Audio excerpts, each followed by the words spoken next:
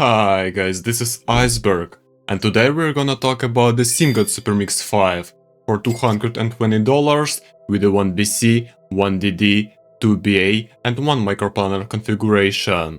This model came to replace the SuperMix 4, which I reviewed earlier, and in here Simgot is to remove the PZT, which was too harsh to some, to add Bone Conduction and one more BA driver for the mids. And before moving on, I wanna thank Linsoul for providing SuperMix 5 for this review. If you're looking for quality audio gear at fair prices, be sure to check them out. And I'll leave all the purchase link in the description below the video. So let's see if the SuperMix 5 is an evolution or just upgrade in terms of sound, starting as always with the box. Let's go! Okay, the SuperMix 5 comes in a stylish box with a purple gradient design. On the front we can see the shell layout with a 10mm Bone Conduction driver at the top, 8mm DD with the dual BA drivers at the bottom, and a Micro-planar driver right next to the nozzle with a 4-way crossover. And on the back we can see the graph, which is kinda similar to the Harman, and some information about the manufacturer. Overall, this design is familiar to us from the SuperMix 4 and looks pretty good for this lineup. Well, inside the box we find the SuperMix 5 shells, a modular 2-pin cable, 3.5 and 4.4mm plugs, 2 sets of silicone ear tips, an upgraded Simgot case with a magnetic lid, and a manual. Speaking about the cable, it finally got a significant improvement. Essentially, this is 4-core, silver-plated OFC cable with 2-pin connectors and colored indicators on them, and modular connection, so you can plug into a wide range of devices.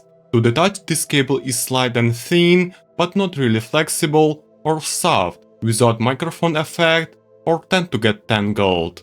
In general, this cable feels very similar to one that comes with the SuperMix 4, so the only improvement here is the modularity, but it still serves its purposes. Regarding the ear tips, we get 2 sets instead of 1, like in many other models, so thanks Simgot for your care. Well, the first set is a standard Simgot set, which they put in all their models, from EW200 to EM10, and it works pretty well for all IEMs, because it doesn't change the original tuning. The second set is rounded with a pink narrow bore, which give more bass response and slightly better isolation. But with the SuperMix 5, as with the other Simgot models, I use the standard black and white tips, since I wanted to get pure tuning without any extra coloration. Okay, getting back to the SuperMix 5 shells, they are made of absolute black resin using 3D printing, and their build quality is completely fine. On the first plate we can see a metal insert with a concise S in the middle and a single vent just below it. On the inner side there is a metal nozzle, which is quite tall and 6mm wide, with a mesh and edges to secure ear tips. The model name and the signed indications are located at the top, and 2-pin connection on the side of the shells. Well, in terms of size, the SuperMix 5 is slightly larger than the 4 series and roughly the same as the EM10. Like before, it has a really thoughtful, ergonomic shape that takes into account of the shape of the ears. In my small ears they sit pretty deep and securely, without sticking out too much, and the angle of the nozzle feels just right. I use them for days, taking notes and doing this review, but never experienced any discomfort or redness. However, what is really annoying is the springy sound from the Bone Conduction that occurs when you move or taps on the surface of the shell. Overall, I would say SuperMix 5 should suit most people. If you have really small ears, you may find them a little large, but for medium to large ears, they should be very comfy. And the oscillation here is average, where I was comfortable using them at medium volume almost everywhere I went, at home, on walks, and even when traveling. Alright guys, before we get into the sound impressions, I would like to take a quick look at the SuperMix 5 graph to see what the Simgot added to their model, and for clarity, I also include SuperMix 4 for direct comparison. So here you might think, wait, what the downgrade Simgot did there? Because if you look purely at the curves, we can see that the 4 model is higher than its successor in all ranges.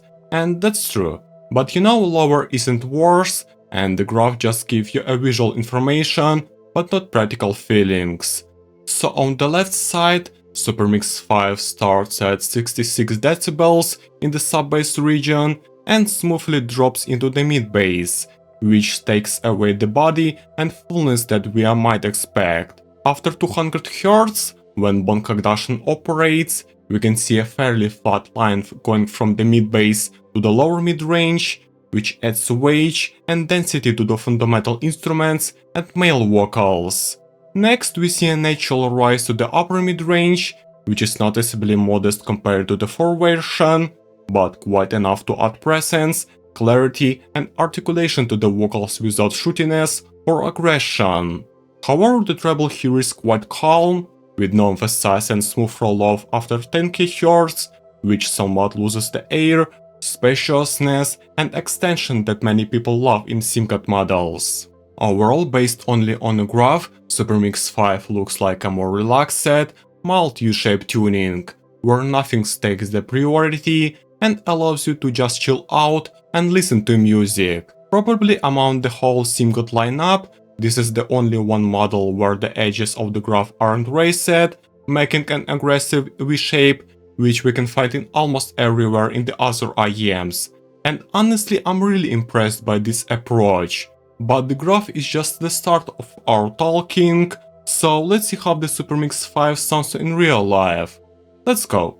Well, first of all, guys, you need time to get used to this set, because right out of the box, their sound may upset you. You can call it burn in, burn out, or whatever you want. But your brain needs to connect to their vibe, and only then you will understand what this sound really is. So your first impressions may be misleading. Just give them time, and grab a bright source you'll send me later. So it was pretty painful time getting used to them, and it feels like I went through all the stages, from rejection to complete acceptance of this sound. It was pretty difficult, but in the end it worth it. I mean, they don't sound standard, breaking all the expectation. And not at all like the Simgots in the usual sense, with high extensions, brightness and presence like the EA500LM or high technicality like in the 4 series. So forget about that here, they follow different rules. They are more balanced, only slight warm in the mid-range, bassy but not bass-head, with a very neutral and natural mid-range, like in Knowledge bass, which comes to the front, and their treble, which is very controversial, and I'll tell you why later. Listen guys, this isn't about the wow effect, it's not about looking for details or bobbing your head to the beat, it's rather a mature, well-balanced sound, which is not feels like a mainstream. Overall, in terms of genres, the SuperMix 5 pairs well with something energetic, like any kind of hip-hop, rock, electronic, metal or even country, but it will be boring with the slower, melancholic tracks. Well, let's start with the lows, where DD works, and Bone Conduction helps in the mid-bass region. So here the bass on the SuperMix 5 isn't dominant, but it's powerful with a dense meaty texture. The sub-bass is there, it extends nicely, and I can feel that low rumble, but not overwhelming. It's there when the tracks requires it, and enough to complement the mid-bass. The mid-bass here has good punch and impact from the D, but where the Bone Conduction works, it adds physical vibration, sounding wagey and tactile with a hollow barrel effect. This is especially noticeable with the drums and complements their springy kick very well.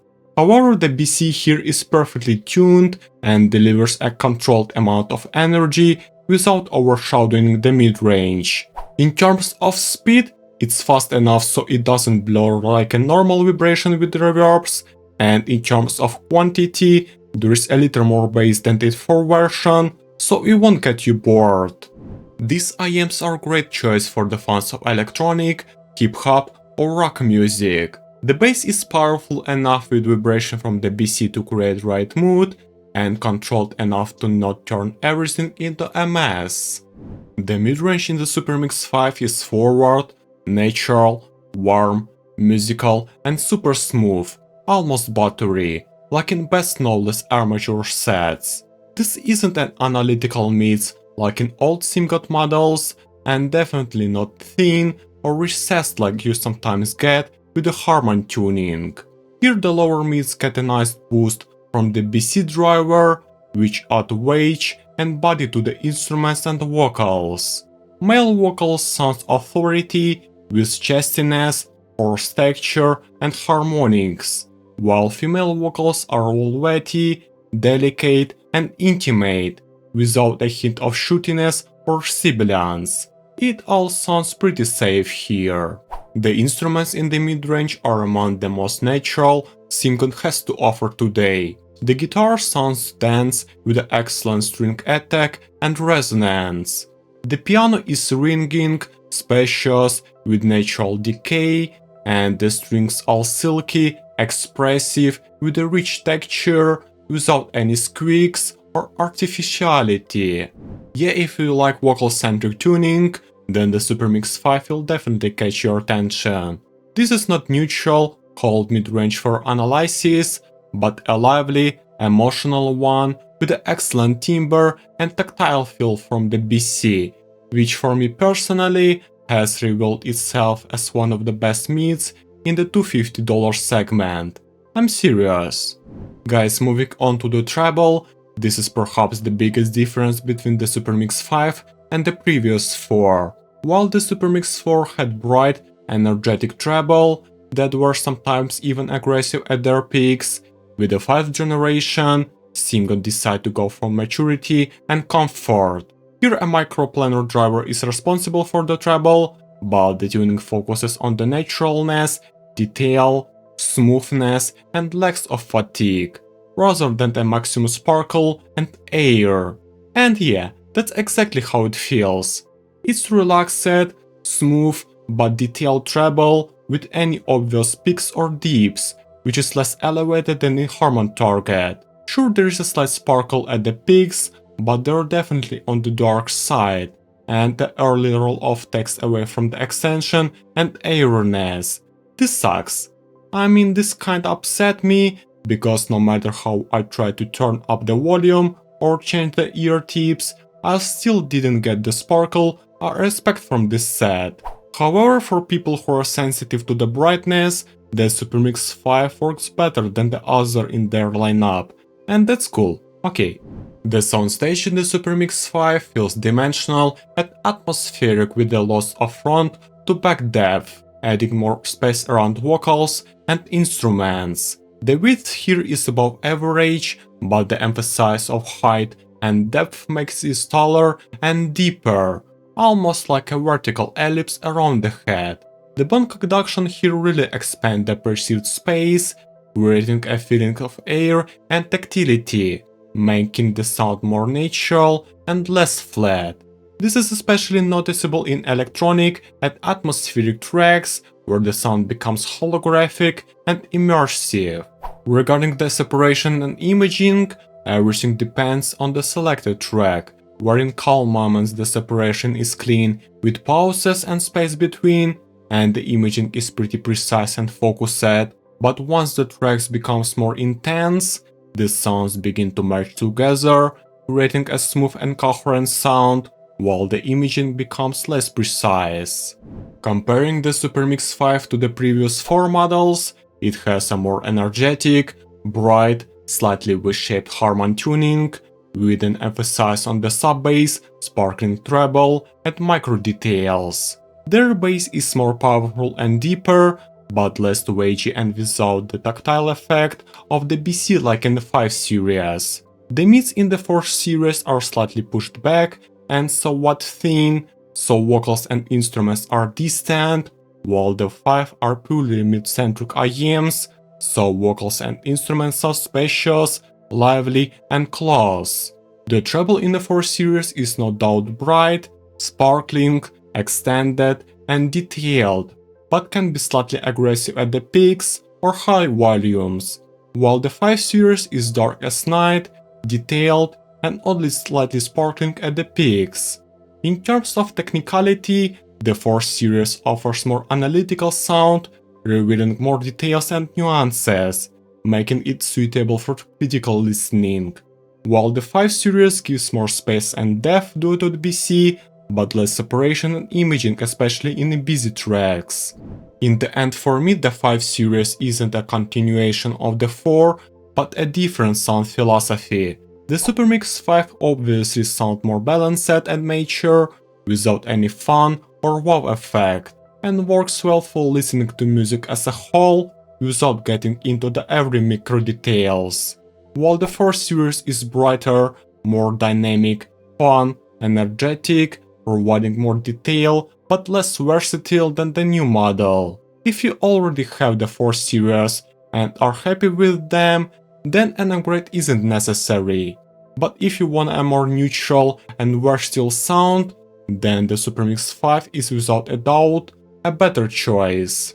In conclusion, I wanna be honest with you, and this part will be like a cold shower after my impressions. After all these days with the SuperMix 5, after going through all the stages of the denial, anger, bargaining, depression, and acceptance, yeah, it was a complete Cobbler-Ross experience with these IEMs. I can say that I respect them. I respect them for their courage to be different, for refusing to follow the trends, and for deciding to do something that requires more than just turning on the music. For me, the SuperMix 5 isn't a revolution, not a flagship killer, and not even the best IEMs in the Simgot lineup.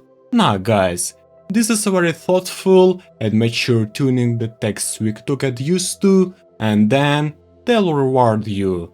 This is a real upgrade from the SuperMix 4, which came out in 2024, and during that time, Simgot showed how they're grown and how they mature they are in this model.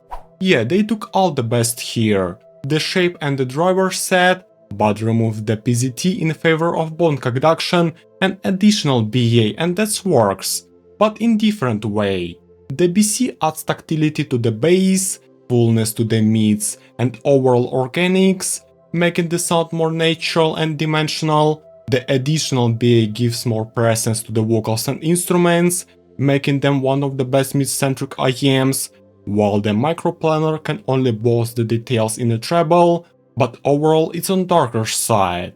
My final rating I would say is 8 out of 10, but this score is for specific audience, for people who understand what they're getting, who are ready for the adaptation process, and looking for something different from the mainstream.